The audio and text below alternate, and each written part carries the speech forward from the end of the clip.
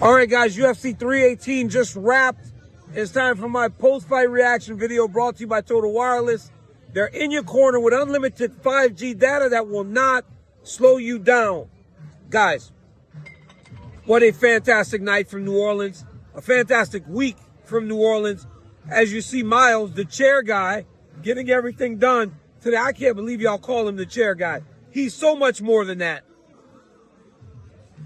The worst part of him, though, is he's a Liverpool fan. But it is what it is. Guys, tonight was special.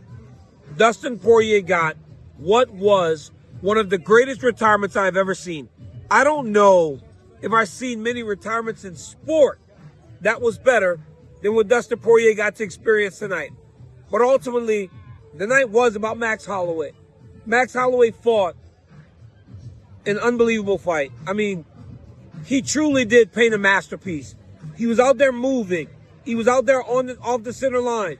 He was off there landing. And he really did show that there's a lot of tread on the tire and a lot of opportunity for Max to be in contention at 155 pounds. His combination punching was as good as we have seen from Max Holloway forever. His power was on display again.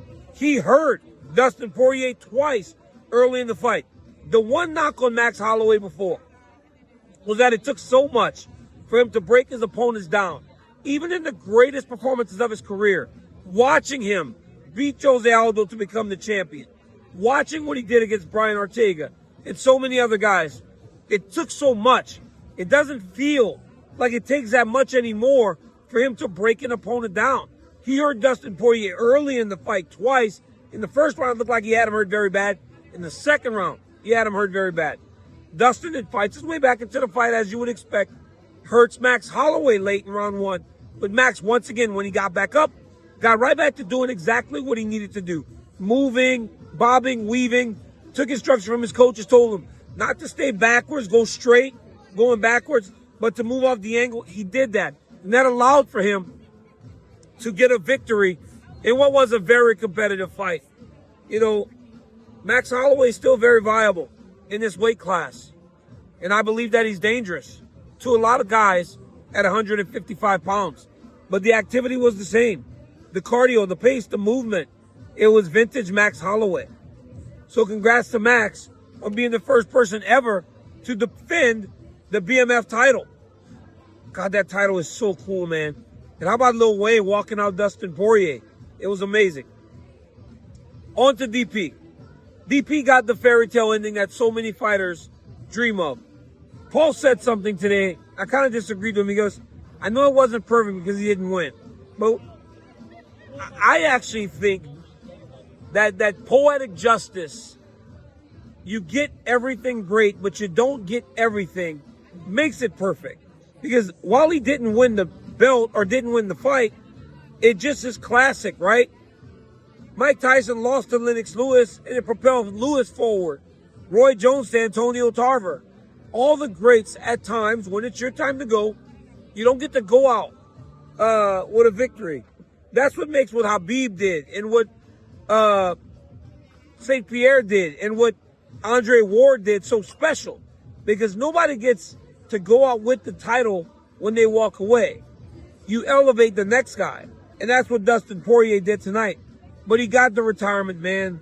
His whole family got to come into the cage afterwards. He got the video package that honors him for all that he's become. He was very emotional. And so was I. Because I watched the kid really will himself into something special. We deal with a lot of shit in Lafayette. There's a lot of doubt that comes with being from there. Because you doubt what you can become. Dustin wasn't willing to accept that he was going to be anything but great.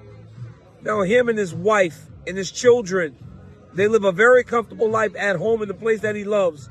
And he asked me the other day in our check-in, I asked him, I said, how are you coming to terms with knowing it's over? He goes, I haven't yet. And I tried to assure him that it's not bad at all.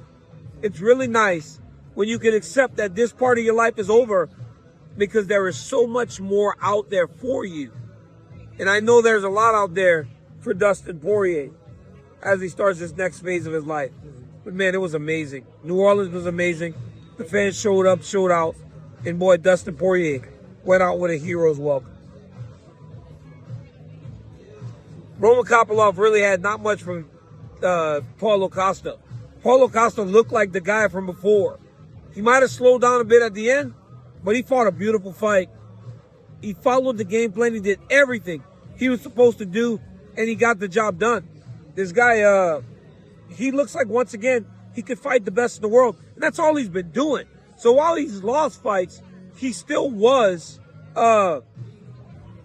fighting only the best. And tonight he showed that just because you're very good, like Roman Kopylov, that doesn't mean that you get past Paulo Costa.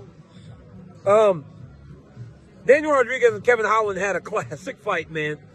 It looked like Kevin Holland was done on so many occasions. But D-Rod was not able to put him away, and Holland fought back wonderfully, showed the heart and spirit that he has come to be known for. But at the end, D-Rod was able to take him down in the third and really save himself from a 10-8 round. Holland was dominating that round, but because he got mounted, because he was able to get some damage off, he might have saved himself, and that ultimately got him a victory. But that was my fight of the night. Patricio Pitbull beat Dan Ige. Finally got his first UFC win. He hurt him, and now I see why Pitbull had so much success knocking people out. Because it does not take much for that man to really put damage on his opponent. Michael Johnson, almost 40, beat Daniel Zellhuber. Daniel Zellhuber talked trash about him all week. Daniel Zellhuber told anyone that would listen how old Michael Johnson was. Mike said, I've been humbled so many times by this sport. This will be a humbling experience for this young man. That's exactly what it was. Vinicius Oliveira, lock dog, he's absolutely a dog. He got the job done. Brendan Allen and Marvin Vettori, they fought. They said they were going to fight. That's what they did. They put on a great fight. Veretinikov got a victory. But this dude kept spinning. He had me so annoyed with all the spinning attacks that I was mad at him. Atiba Gauthier, once again, knocked somebody out so fast and is proven to be a fast-rising star in the UFC. Islam Dulikov, another guy that has a modeling gig on Monday, went out there and knocked out his opponent and showed patience. Showed patience that we didn't see when he was on the Contender Series. Jimmy Crute broke Marcin Pragnio's arm to get a submission. Ryan Spann, guillotine choke to get Lucas Bresky out of there. Bruno Fajeda with a TKO over Jackson McVeigh. A submission over Jackson McVeigh. And Carly Judice put on a beautiful performance to get the Louisiana crowd going right away. It was a beautiful fight night from New Orleans, Louisiana, and I could not be happier to be a part of it. But now it's time for my total wireless performance of the night. And I'm going to give that to, it's hard not to give it to Max Holloway, but I can't be the guy that just keeps giving the bonus, the total wireless performance of the night to the main event. So I'm going to go with Atiba Gauthier because everybody believes that he has to knock you out to win. That's exactly what he keeps doing. This young man looks like he's going to take a special performance to beat him. So my total wireless performance of the night goes to Atiba Gauthier, who moves to 2-0 in the UFC with 2 knockouts in under 5 minutes. This guy is amazing. All right, my total wireless performance of the night also goes to Max Holloway. I'm doubling up, man, because why not? It's my show. I make the rules here. Again, thank you to Total Wireless for looking out for me, taking care of me and the channel. And thank you guys for always tapping in. From New Orleans, guys, this has been the fight week of my life. I've had the time of my life. I appreciate all the support. I love and appreciate you. And I will never, ever take this for granted. Take the love that you guys constantly show me for granted. Until next time, like, subscribe, and tell your friends that DC's doing stuff like this. Right from the octagon. Until next time, peace. Stick around. I'm going to talk to a coach, as I always do. Coach, how about your boy, man? Oh, I tell you, man, he delivered. He delivered, right? Yeah. You told him after that second round, stop backing straight up. That was the same thing you guys told him in fight number 2. when he was getting hurt, he was going straight back. Yep. He listened. Did you just have to remind him?